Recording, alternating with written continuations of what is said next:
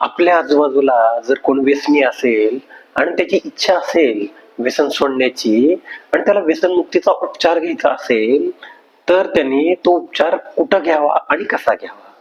तर मित्रांनो, जर तुम्हाला व्यसन असेल, मग ते व्यसन दारूच असेल, तंबाखूच असेल, सिगरेटचं असेल, गांजाच असेल किंवा इतर काही व्यसन असतील. जर तुम्हाला मनापासून उपचार घ्यायचा असेल, तर तुम्हाला उपचार केंद्राची गरज आहे. व्यसनमुक्तीची गरज आहे.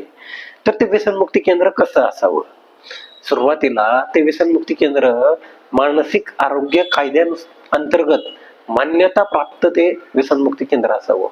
त्या व्यसनमुक्ती केंद्राला कंपल्सरी सायकॅट्रिक डॉक्टर असणं खूप फार गरजेचं असतं. कारण का, व्यसन सोडल्यानंतर भरपूर लोकांना शारीरिक आणि मानसिक त्रास चालू होतात. काही लोकांना झोप लागत नाही, काही लोकांना बाकीचे काही प्रॉब्लेम होतात. त्यावेळी त्या ठिकाणी सायकॅट्रिक डॉक्टर असणं फार गरजेचं असतं. त्यानंतर त्या ठिकाणी क्लिनिकल सायकोलॉजिस्ट असणं, तोही RCI मान्यता प्राप्त क्लिनिकल सायकोलॉजिस्ट असणं फार गरजेचं असतं. आता क्लिनिकल सायकोलॉजिस्ट कशासाठी? तर ज्या काही थेरपीज असतात, ते थेरपी घेण्याची अथॉरिटी त्या क्लिनिकल सायकोलॉजिस्टला असते. म्हणजे REBT नावाची थेरपी झाली, CBT नावाची थेरपी झाली, जी विचारांवर, माणसाच्या बोधात्मक शैलीवर काम करते.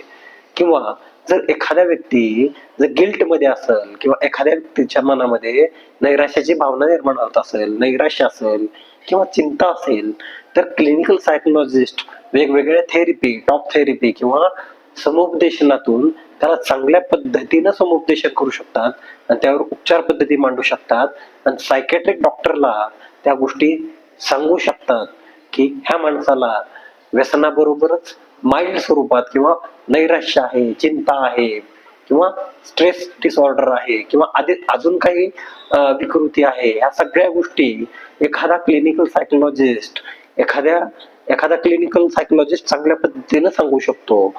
त्यामुळं त्या सेंटरला क्लिनिकल सायकोलॉजिस्ट असणं फार गरजेचे आहे मित्रांनो. त्याचबरोबर त्या केंद्रामध्ये काही समुपदेशक असणं पण फार गरजेचे असतात, जे तुम्हाला ग्रुप काउन्सिलिंग असेल किंवा इंडिव्हिज्युअल काउन्सिलिंग असेल किंवा फॅमिली काउन्सिलिंग असेल, तर फॅमिली काउन्सिलिंग घेऊ शकतील, तुम्हाला वैयक्तिक समुपदेशन करू शकतील, तुमच्या नातेवाईकांना समुपदेशन करू शकतील आणि त्याचबरोबर ग्रुप मार्फत सगळ्यांना समुपदेशन करू शकतील, ग्रुप थेरपी मार्फत. त्याचबरोबर त्या समुपदेशन केंद्रामध्ये नर्स असणं फार गरजेचे आहे किंवा ब्रदर असणं फार गरजेचे आहे. कारण भरपूर पेशंटला सलाईन लावावं लागतात, इंजेक्शन द्यावं लागतात किंवा सलाईन इंजेक्शना बरोबरच त्या